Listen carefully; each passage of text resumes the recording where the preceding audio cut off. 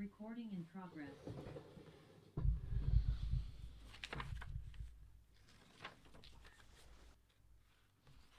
Okay, so this chapter, as we have said, is deals with three subjects, and each of the subjects starts with something about Beni, about my son, and each of them has an introduction. Each of them has an introduction and and then a point.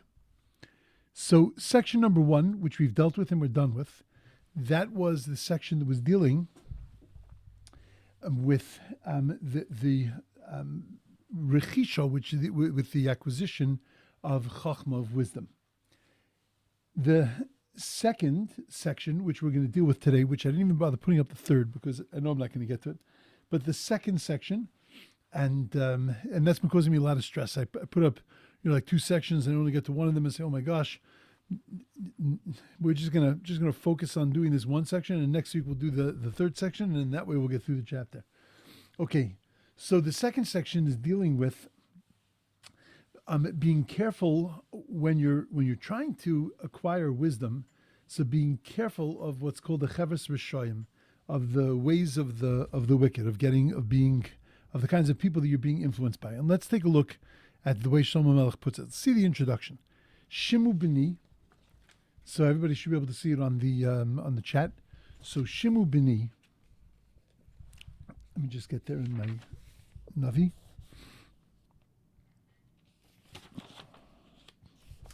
Kishimu b'ni v'kach amorai. So here, my child, and again, he talks to us in terms of a child because there is a certain love and concern that comes from a parent to a child, and that's what he's trying to convey, that this is not just mere information, but this is information that's coming from a place of great love and concern. So Shema B'ni, he's also telling us, and I've mentioned this many times before, that he employs in the first 9 prakim of Mishlei, employs the word B'ni a lot, because B'ni also reminds me to make myself simple and not complicated, to be able to hear this message. The more complicated I become, the more intellectual I become, the more I try to wrap my mind around things, the less I actually hear. But the more I really just accept and I listen and I let things wash through me like a child does, right? Like like a child, a very impressionable child, that you say things to them and it lands inside of them. And they're adults, and the way that they were adults is because of the way they were as children. So sometimes we have to do that to ourselves, that we have to shema b'ni, we have to listen as a child. Okay, v'kach amorai, and take my words.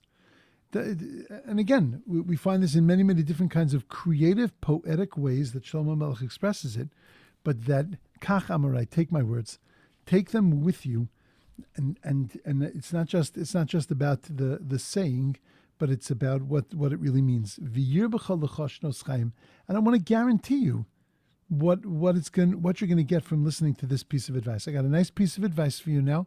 I've got a fundamental, important piece of advice, and I want you to know this is going to change your life. And it is going to add years to your life. And we've spoken many, many times that adding years to your life doesn't have to mean that you actually have more chronological years, but it means that every year means that much more. Because the type of life that you're living is a life that is meaningful. And when life is meaningful, so then life is much longer. We know that things schlep when there's no sense of meaning, there's no sense of purpose. I speak about this a lot because I'm sensitive to it. That there is that when you feel that there is no purpose to things, then that's when exhaustion sets in, that's when boredom sets in, that's when depression sets in, when you don't have a sense of a tachlis, you don't have a sense of a purpose. And it's a thing that we're most frightened of, and that we try to push away as much as we can.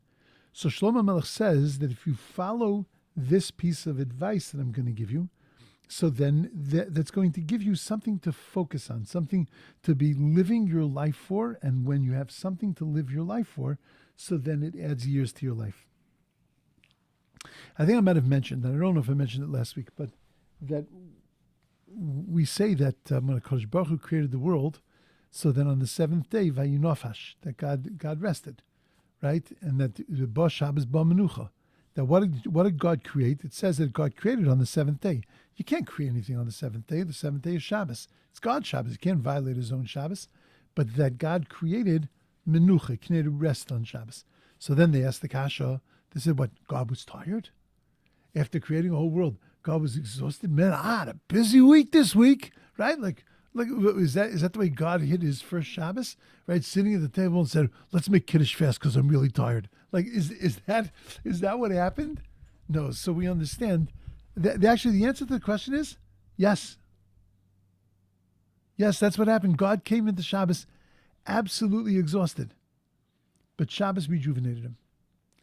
Not the cholent, not the gefilte fish, but what rejuvenated God was the fact that he now saw purpose. Let me explain. First 6 days of the week, until the human being was created, God was creating a world, but there were no humans. So it never rained because there was nobody to ask for the rain. According to the Mefarshim, that all the things that grew only grew up to the edge of the earth, and that they didn't sprout forth from the earth, as is described in the second chapter, that only when Adam was created and asked for rain and was mispalel, only then did the rain come, and then did everything else grow in this world. Because there was the world was just a physical world. There was no time, and that's how we get around the whole evolution issue. One of the solutions to the evolution issue is that there was an evolutionary process. If you look at the way the days of creation, it really does follow a certain evolutionary process, and that every day could have been billions of years because there were no human beings. If there's no human beings, there's no need for time. Flowers, tulips don't need time, right? They don't need days, they don't need hours. And up until the creation of the human being, there was no time in the world. And that's how you can have Vayera Vayivoker could actually be recording thousands, tens of thousands of years. But once the human being was created, now everything changed. So until the creation of the human being, there was really no purpose for anything because it was all just there. It would be like if you build a house and you put in all the furniture and you put in everything that's there, but it's up as missing something. It could be a beautiful room, but until somebody actually sits on the couch and fluffs, moves around the pillow and makes it look lived in, so then all it is just a museum piece and it's just an empty shell. It's got all the pieces in it, but it's just empty. But once somebody lives there, once somebody now is using it and utilizing it, now all of a sudden it's filled with a sense of life. When God was creating the world, God was creating a physical world that had no purpose yet. And since it had no purpose yet, creating something physical is exhausting. Being involved in something that has no spiritual purpose and no spiritual basis, it is exhausting. And therefore, when the sixth day of creation came, before man was created, even with animals and with trees and with birds and with fish, there was still no tachlis to the world, and it was still physical action. And until God created man, and then could see man living with his Shabbos, living with his purpose, so then God was exhausted. And what rejuvenated God? Vayinofash, that seventh day when he realized that everything has a purpose, when he was able to see the purpose of everything. And therefore, Shlomo Melech, in his introduction to the introduction, is that he says, Shema b'ni v'kacha marai v'yir b'lecha shnois chayim. Your days will be days filled with action, days filled with excitement, days filled with energy, and days that are longer days, longer years to your life. Because when you live with purpose, when you know that there is a goal to be achieved, so then that energizes you. I told you about Chachma.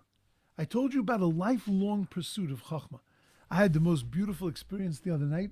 I can't remember if the lady was 91 or 96, but at the end of a shir that I gave, she said, I was talking about potential. I was talking about Tu B'Shvat and talking about potential and reaching your potential and the joy of reaching your potential. And it was beautiful. And the lady says, "I'm 91 years old, and you're telling me I still have potential."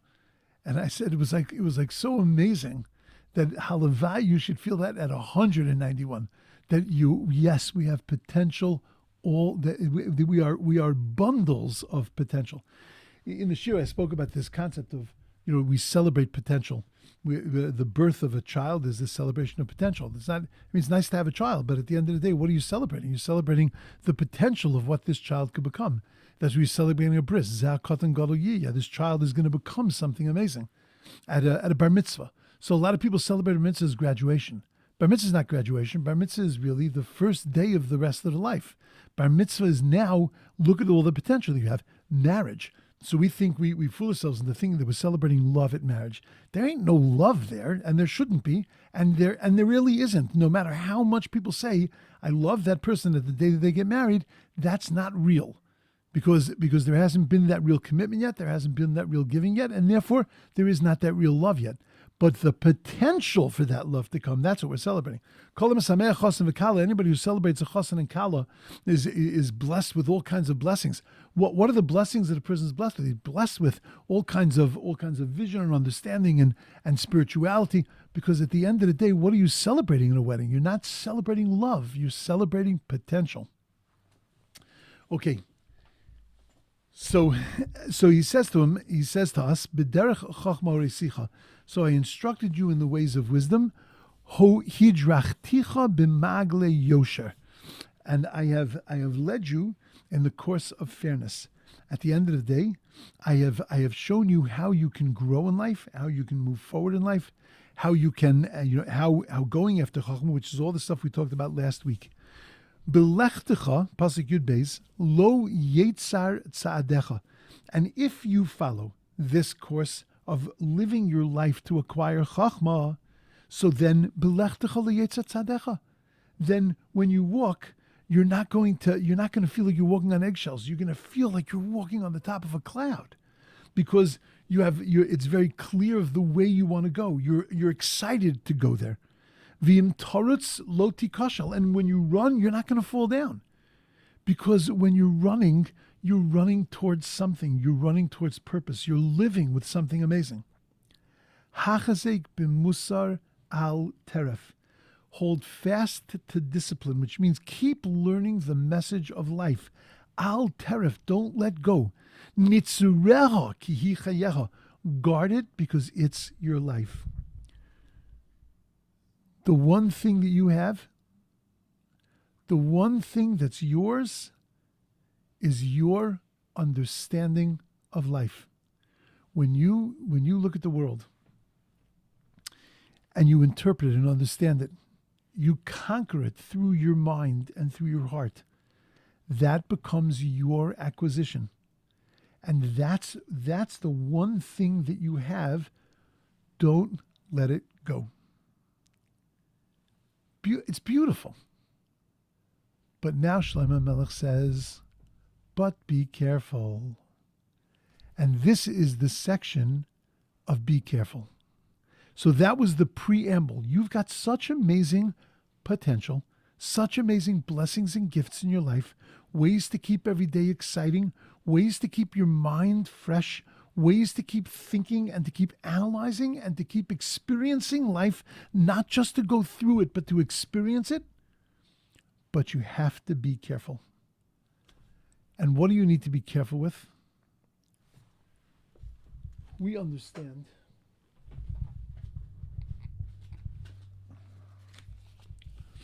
that as we travel through life and we're on the road of life, it's easy for a person to get sidetracked. A person knows that they want to become a better person. A person knows, has a goal, that they want to achieve certain things. But it's very easy to become distracted.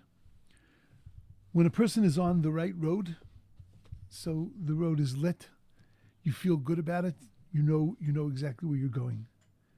But when you're on the bad road. You're on a negative road, a negative trajectory.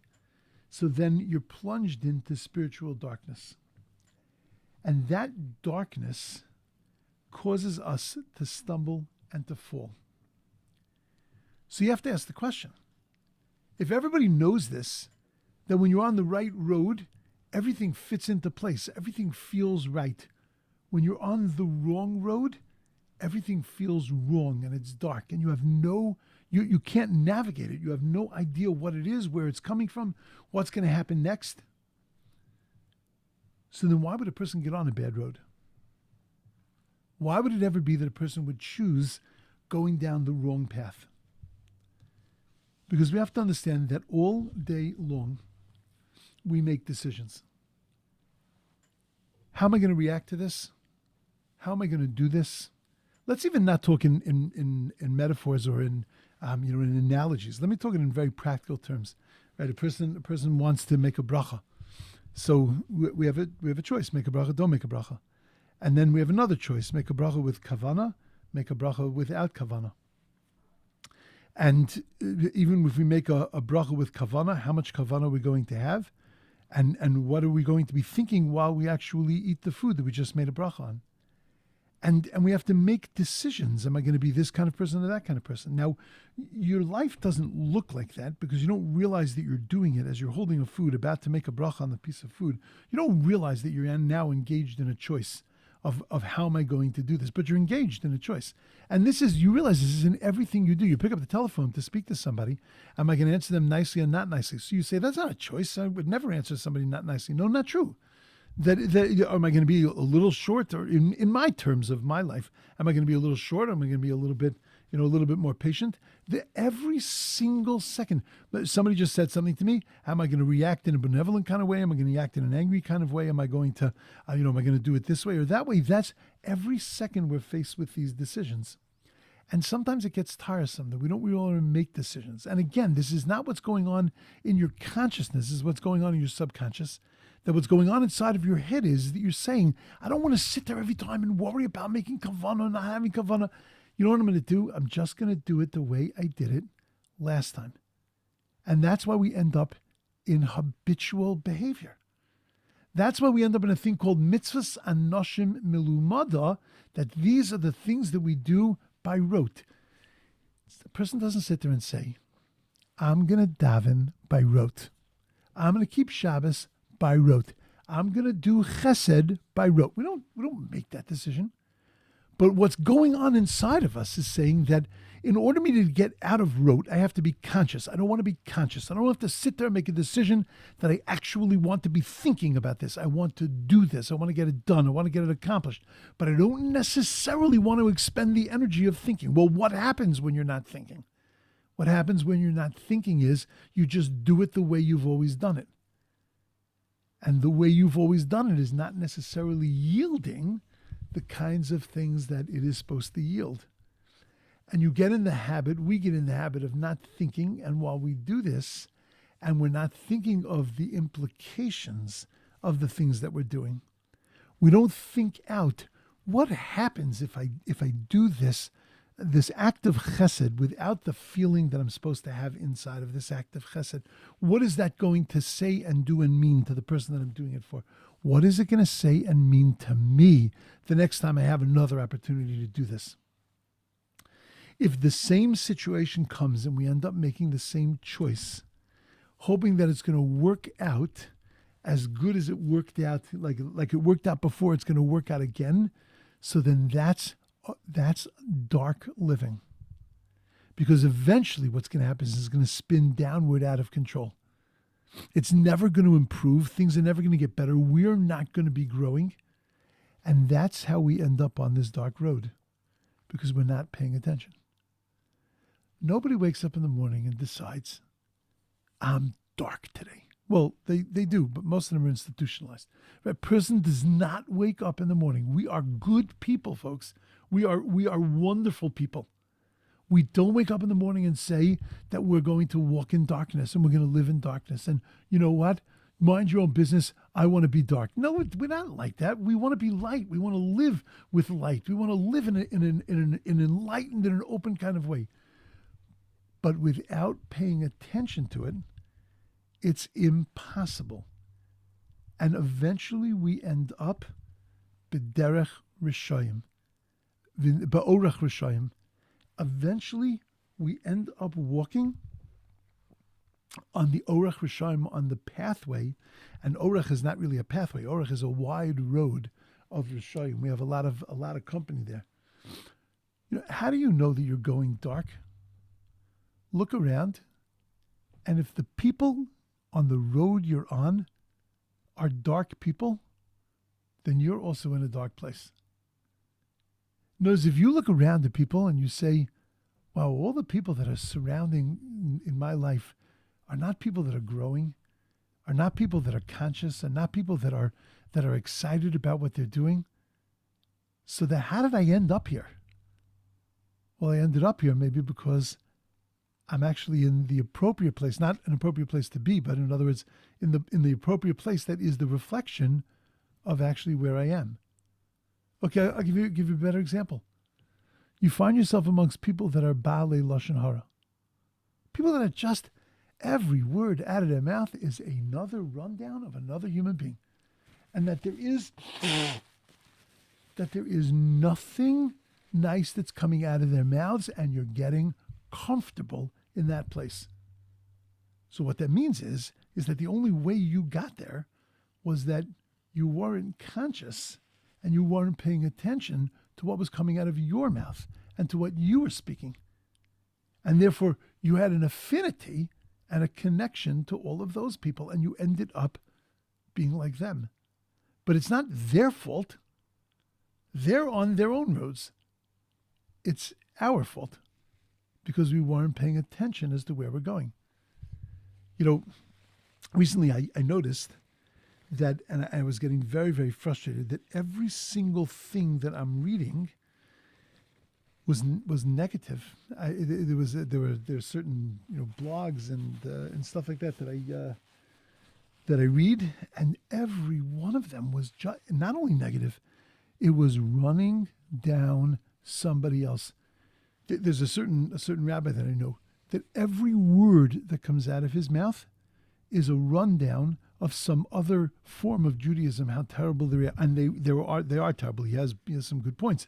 They are doing terrible things. But at the end of the day, is that really what my life is about? About always constantly picking out what the bad things are, what the terrible things are that people are doing? Sometimes you got to be honest and open and realize that there are negative things in the world. But sometimes you got to say to yourself, wait a second, maybe I'm looking at things too negatively, and that's why I am gravitating towards these things. And maybe I need to change my inside and my look inside, and then I need to be looking for positive things. And I think that I'll find positive things. I'll find people writing about the beauty of Judaism, people writing about the great chesed that other people are doing for each other, and just looking through those kinds of eyes.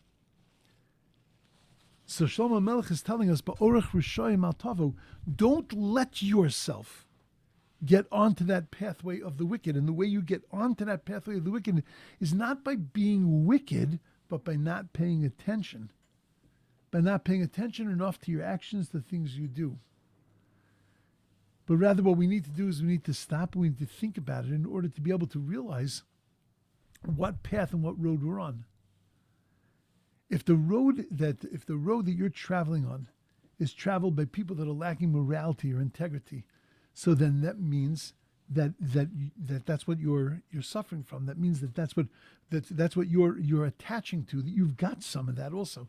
Kol haposel b'mum haposel. The more we point fingers at other people, so then the more that we suffer from that also. It's an indication of we suffer from that too. A lot of times what we become sensitive to are things that we are missing.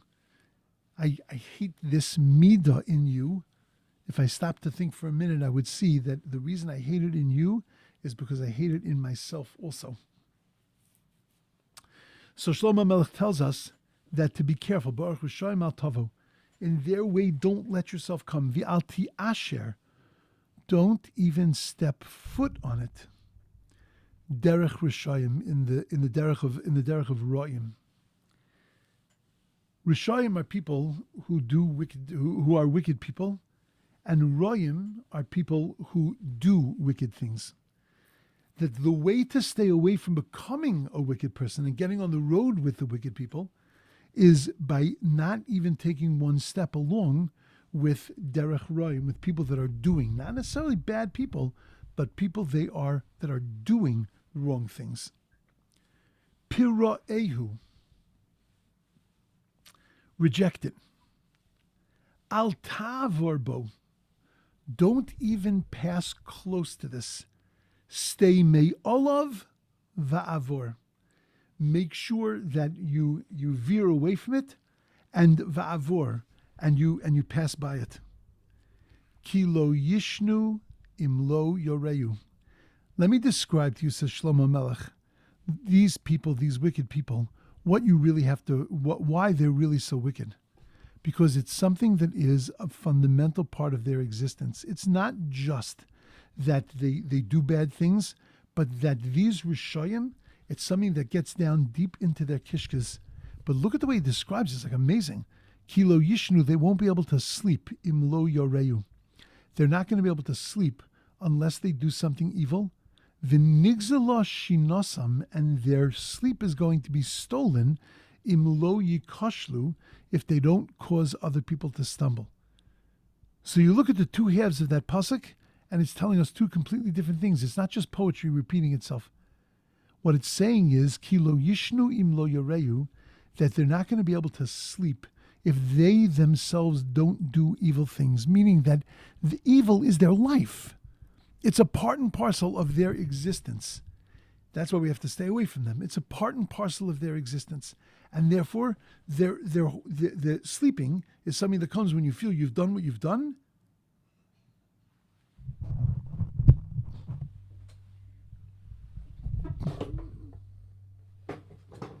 Is that when you feel, I seem to have lost everybody. Okay, I got you back. That when you feel when you have done what you've done, and now you can rest. Now you can go to sleep. For them, they're not going to be able to sleep until they figure out another crime, another bad thing, another evil thing to do. And there are people in the world like that. They dress like us. They walk like us. They talk like us. They keep Shabbos like us. They are cultural like us. They do the things that we do, but that they're messed up inside. That their designs are really about negativity and about negative things, about rishus. They're there to cause problems for people. But it's not just about doing their own evil. For them, it's also to make sure that other people do evil. A real Rasha is not just satisfied with themselves doing something wrong, but a real Rasha is only satisfied when they can get other people to do things wrong. That v'nigzalo shinosam, it's going to steal their sleep, im lo yikoshlu, which is a different crime. That's getting other people to do it.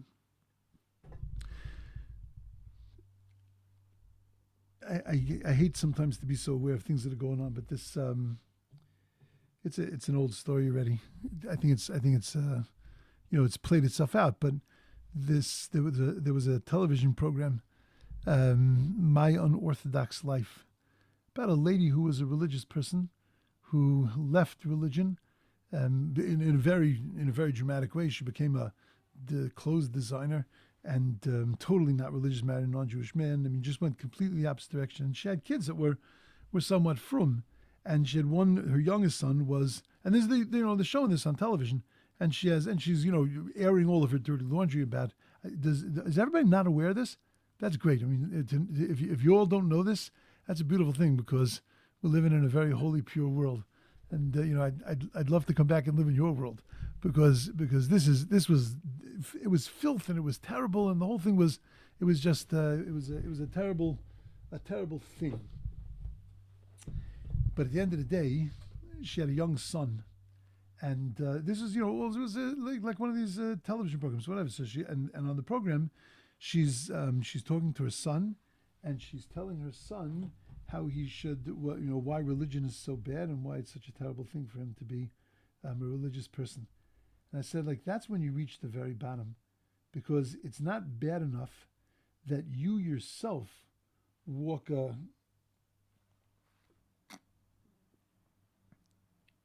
that you yourself walk away from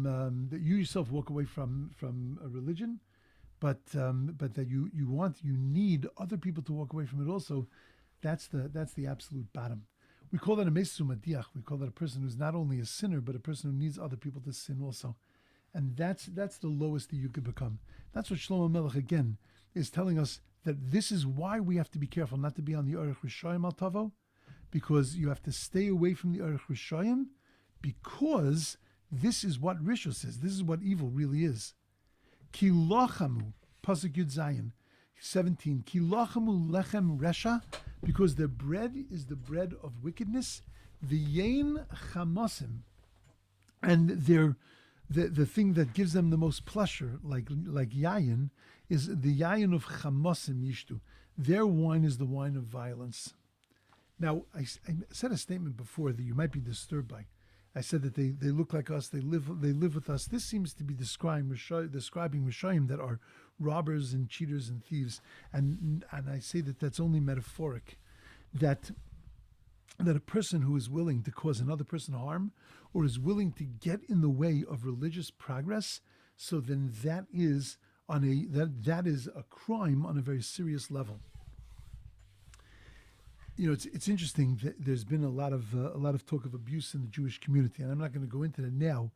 But what's fascinating is that that many leaders and teachers and rabbis have been saying that it is not a crime that when somebody abuses, when a counselor or somebody abuses someone, so then that's not called a crime; it's called murder. They're putting in the category of murder. Now, most of those people who have been in the past accused of abusing children or people on any level, they've never put it in the terms. It was put in the terms of they did harm to somebody else. So now they're changing the tune on that it's not harm. This is called murder. There are crimes, there are things that we do. When you tamper with somebody else's well-being, that's not just a simple thing. That you're murdering that person.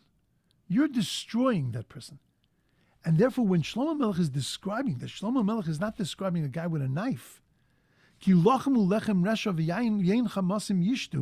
And he talks about the wine of violence. He's talking about when you commit a violent act on another person, which does not have to be committed with a weapon. You can commit that with your mind. You can commit it with your attitude to another person. But on the flip side, pasuk Yud Ches, v'orech tzadikim ko'ar noga, that the orech tzadikim, the path of the righteous, that's an or noga. That's like flowing with sunlight.